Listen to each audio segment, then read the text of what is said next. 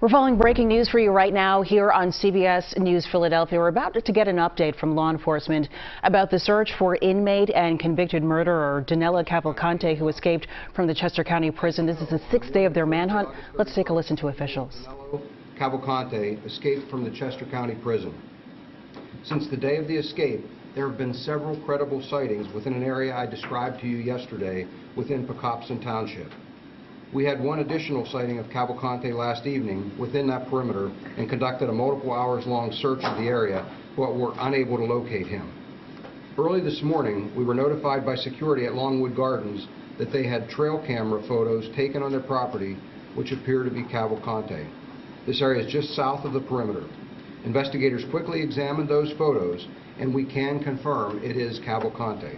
The photos confirm that Cavalcante has not changed his appearance, but also that he has obtained a backpack, a duffel sling-type pack, and a hooded sweatshirt. Cavalcante is depicted in the photo walking north at 8:21 p.m. and then back south through the same location at 9:33 p.m. Working with the District Attorney's Office, several steps were quickly taken, including shifting our perimeter in an attempt to contain him between the southern end of the established perimeter and an area south of Route 1. The District Attorney and I had a lengthy conversation yesterday afternoon with the superintendents of a number of area school districts. We had assured them that if anything changed, we would promptly notify them. As promised, that notification occurred at approximately 5 a.m., resulting in a decision by the Unionville, Chadds Ford, and Kennett Consolidated School Districts to cancel classes for the day. We will continue to work with those districts to determine what will occur in coming days. A reverse 911 call was sent out to the residents within a 1.5-mile area of the camera that was located, and that occurred at 5:27 a.m. This was expanded to 3 miles at around 7 a.m. We had already requested and begun to mobilize resources from additional federal agencies last evening to include the FBI and U.S. Customs and Border Patrol. People and equipment from those agencies is being mobilized and added to the search as we speak. We continue to ask for the public's help by familiarizing themselves with the photograph and the description of Cavalcante. We are also asking people in an expanded area from the Pocopson Township area south to be alert and to call us with anything suspicious. We ask them to please secure homes, outbuildings, and vehicles. Cavalcante has clearly already obtained some clothing and unknown other supplies, and we want to minimize any opportunity to obtain anything more. It is important we keep pressure on him as we continue this hunt. We are also asking residents and businesses anywhere in or near this area to check their home and business security cameras and call us with anything suspicious that they might observe. A tip line has been established and we can be reached at 717-562-2987. That was 717-562-2987. We remind everyone that a reward totaling up to $10,000 has been offered for information leading to the capture of Danelo Cavalcante. What I would also ask is that people consider signing up for the alerts here in Chester County, and it's they can sign up at readychesco.org, readychesco.org. And with that, we will be happy to take any questions that you might have at this time. Do you have reason to believe these? And I'm sorry, just 1 second. If we could display the photos here.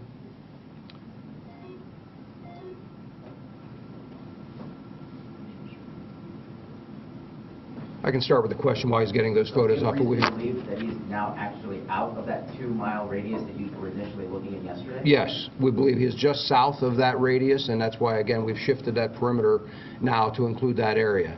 What I can tell you is I think that what's occurred is that pressure that we've been putting on him is working. We squeezed him hard enough over a period of a few days, not able to get any relief, and managed to find a place to get out. Obviously, I wish we would have been able to capture him without him getting through that perimeter, but it is also not shocking. It's dark, it's a large area, and not to make excuses. I mean, it's just difficult terrain and things. Is this area more remote, or is it more open? No, actually, I think this is a little more open. I'm encouraged by the fact that he's there. The other thing I'm encouraged by is that we realized within just a few hours where he was, and so he's not had a tremendous amount of time to move a long distance. And so again, it gives us another opportunity to now try and squeeze him within that perimeter. Do you think he walked across Baltimore Pike? How do you think? I mean, are you looking at the possibility that he crossed that busy? Oh, we're certainly looking into that possibility. Again, where he was spotted, he was not across Baltimore Pike there.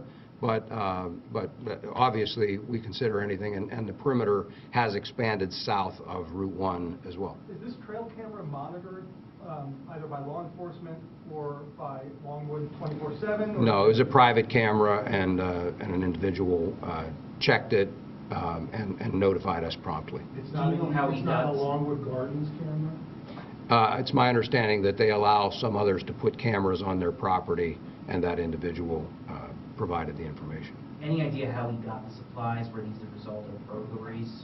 I can't confirm at this point where he got those supplies. Again, obviously, picked them up somewhere along the way, so obviously he got into a structure, a car, something, and obtained some clothing. In fact, we have the pictures up here now.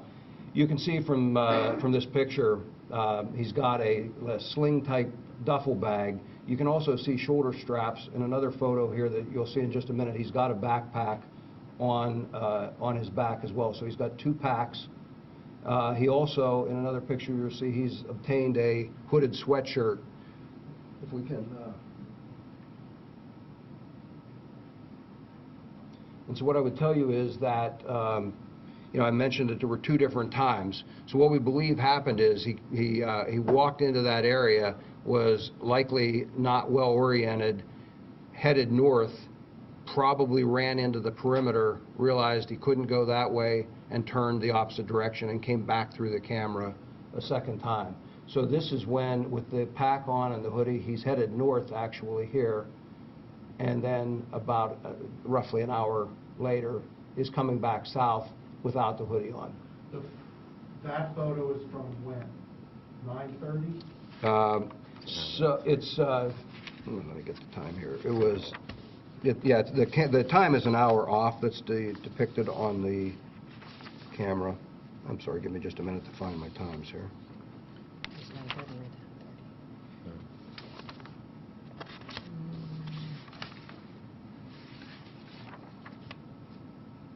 I'll get that for you here in just a minute. But it was about an hour apart. It was roughly 8:20 and 9:30. We've heard 10:30 for the shirt off. I understand that. Again, the time stamp on the photo should be the time stamp is an hour off. It's actually 9:30, and the other one's 8:30. And the other one was 8:30 or thereabouts. 9:33 is the one. 8:21 was the first one. So he's headed north at 8:21.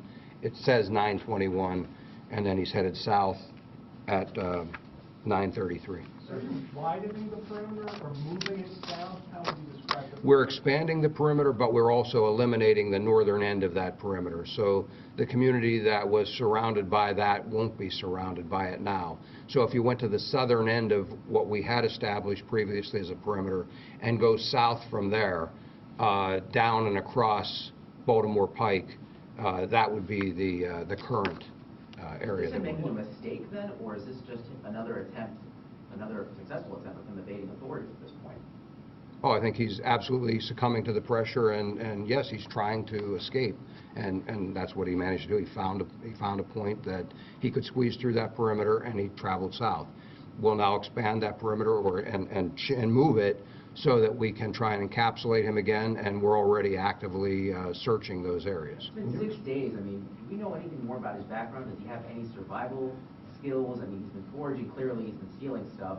What can you tell the public? I mean, this guy's clearly cunning, and he's been able to evade you guys for 6 days now. We're not aware of any formal training in terms of survival skills. You're dealing with someone who's desperate and who doesn't want to be caught. And so if he can find something, some clothing, if he can find some shelter, if he can find some food, he is going to take advantage of whatever he finds. And that's why, again, we pressure him to not allow him the luxury of rest, and then we're asking the public to help us by making sure things are secure so that we can minimize his opportunities to obtain those things that he doesn't otherwise have. He doesn't have, to our knowledge, he doesn't have caches out there or any supplies that he can go to and obtain, as we've seen in some other searches we've done. That's not the case here. I believe this was just an opportunity that he took to get out of the jail, and once out, he's now winging it, and so he does what he has to do to try and avoid escape, or try and avoid capture. From his mother to convince him to turn himself back in? We have not since yesterday, and we'll have to evaluate whether we think that will be effective going forward. Longwood Gardens is closed today. Are you going to be searching Longwood Gardens? Longwood Gardens is closed, and we will be in that area, not only Longwood Gardens, but the entire area. We will be pushing through. He could walk to Delaware today if he was able to walk that far. Are you coordinating with officials in Delaware? We are. State Police? And does that change anything if he crosses the state line into Delaware?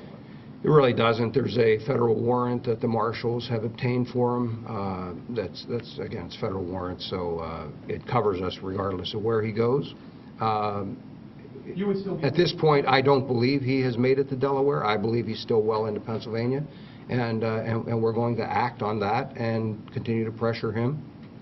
But at the same time, we always look at options. Even while we were looking at that perimeter, as I said to you yesterday, we follow up on any tip. We don't discount anything, and certainly that's why, you know, in this case it was a really solid tip. But we've had lots of others. We follow up on those as well, and on the chance that he has managed to get out of that area. And certainly, you know, even prior to this, we had already been coordinating with Delaware. What's the latest on the investigation into how he was actually able to get out of prison? Is there any clarity on what happened? My understanding is there's not going to be anything released on that right away. I think the investigation is still ongoing. I can tell you that there have been many interviews done, and both in an effort to investigate the escape, but also to assist us in looking at any plans, any contacts he may have had on the outside, that kind of thing. So that all factors into it, and unless the district attorney has something else to add, I would just say that we're not in a position to start releasing anything on that yet. What's the situation at the prison now? Are the inmates still on lockdown? Are there transports going in and out of there? I can't answer that. With the search, you all have been saying that it's a heavily wooded area. Can you describe to the public what that means, what you're going through in the terrain? Because some people are saying, oh, why haven't you caught them yet? It's been 6 days.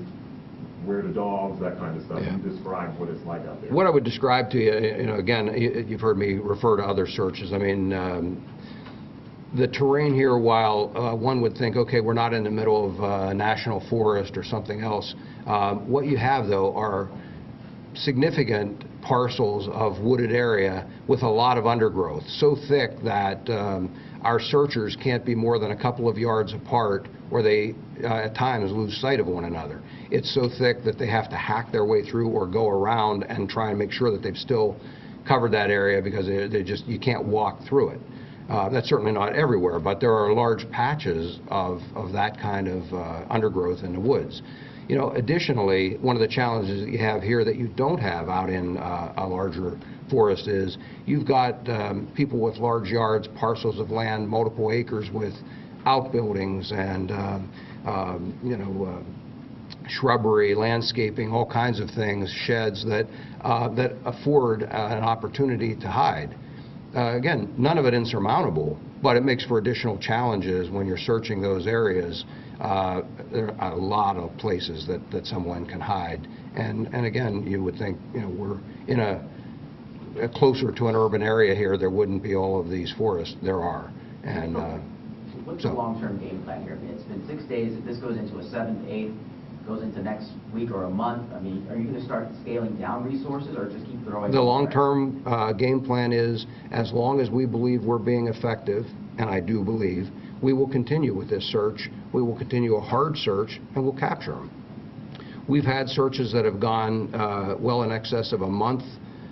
We've kept the pressure on. He's a bad guy. He needs to be in custody, and we're determined to capture him.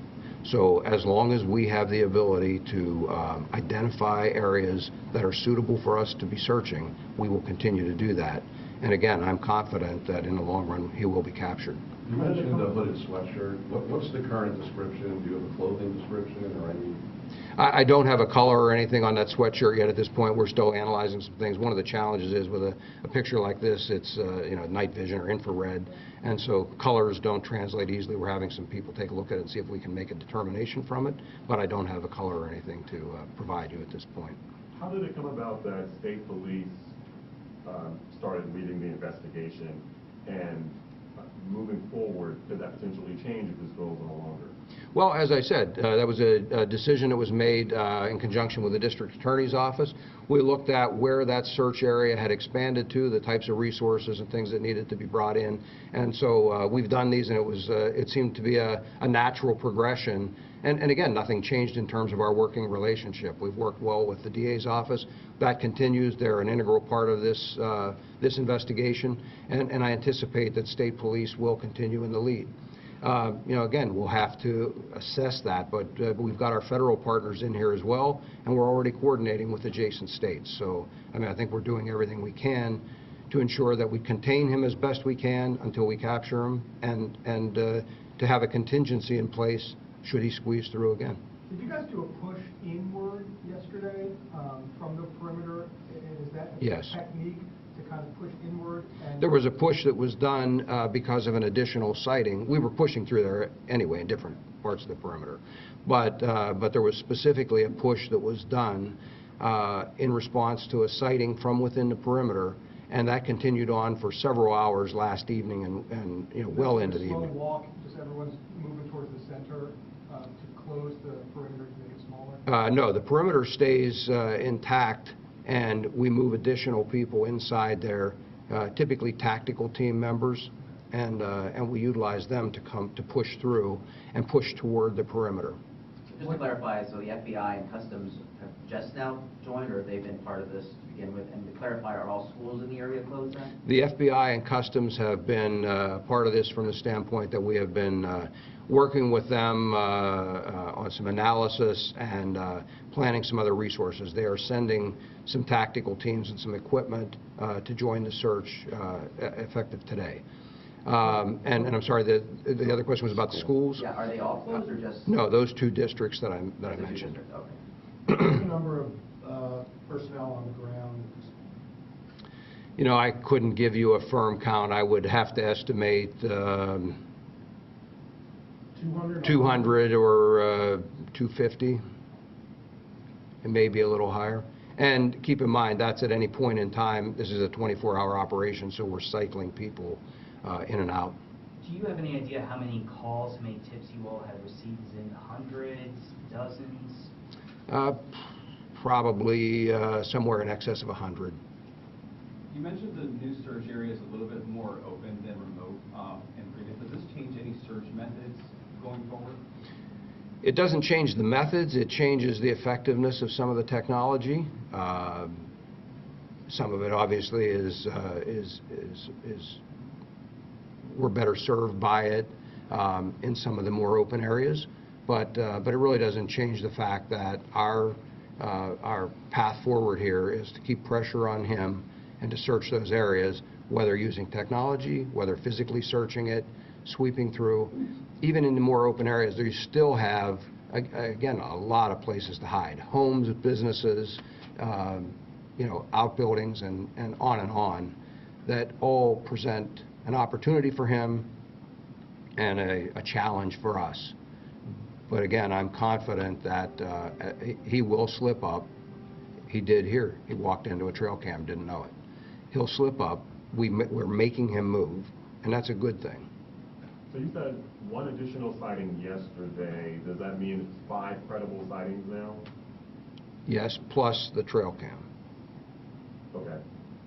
So the 5th would have been within the perimeter, and then now the trail cam just to the south of that old perimeter.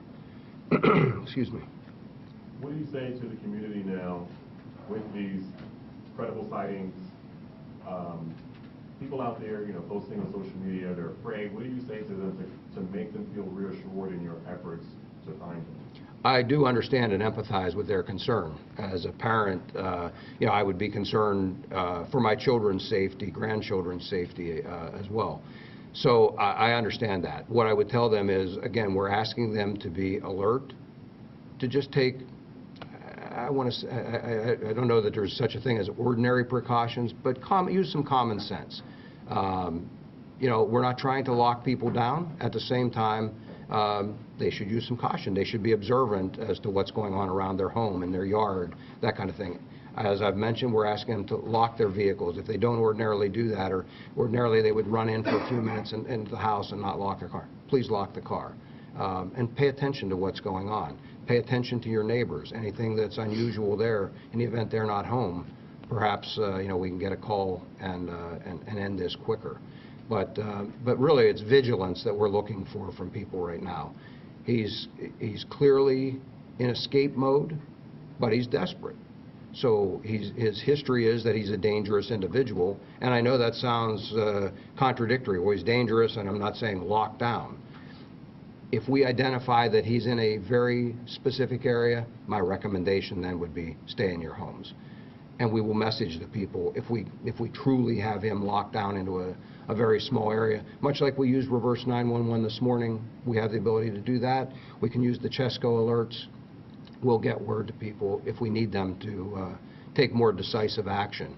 For right now, again, being alert and talking to us. Check your security cameras. Provide us any information that you think might be helpful. So the people in Kennett Square around the Longwood Gardens, they're still encouraged, like you said, to remain vigilant but not to lock down? Correct. Again, I would be, if I were staying home and my home was in there, even while I was in the house, I would have my doors locked. But I wouldn't feel like I was a prisoner in my home. If I need to go to the store, I'm going to go out, get in my car, and go to the store. That's what I mean, I guess, when I say take some precautions, but at the same time, we're not asking people to stay as prisoners in their own homes. Just really quickly, I know that initially there was concerns that he had some contacts with family in the Phoenixville area. They've been consulted. Is there any dialogue there?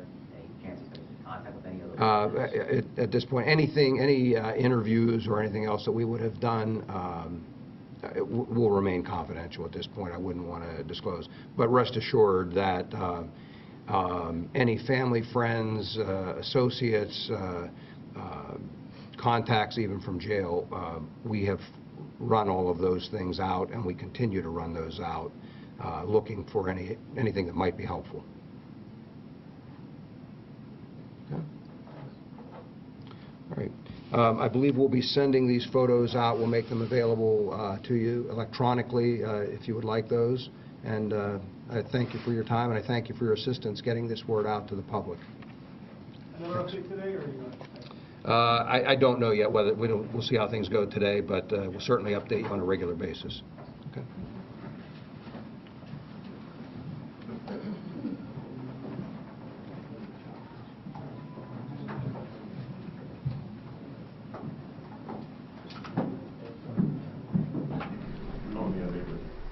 All right, we've been listening live to an update from law enforcement officials out of Chester County about the search for escaped Chester County prison inmate Danelo Cavalcante.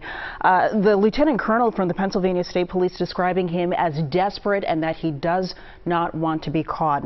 What's new this morning that we're learning from officials is the fact that there were additional sightings of the escaped prisoner last night. Surveillance photos of Cavalcante at Longwood Gardens last night. They say he has supplies. He's now wearing a hooded sweatshirt, which has caused them to extend their perimeter. And as a precaution today, they did tell us that Kennett Consolidated School District, they are closed today, a virtual day for students out of Unionville, Chadds Ford as well, and Longwood Gardens is closed today as well as they continue their search for Cavalcante. The FBI also joining in the investigation, sending a search team today. And in the meantime, they're asking the public to be cautious, to remain vigilant. They say if you see anything suspicious, make sure you keep your doors secure and to check your surveillance cameras for any other possible sightings of Cavalcante, urging people to contact their tip line, a $10,000 reward being offered as that manhunt now enters its 6th day.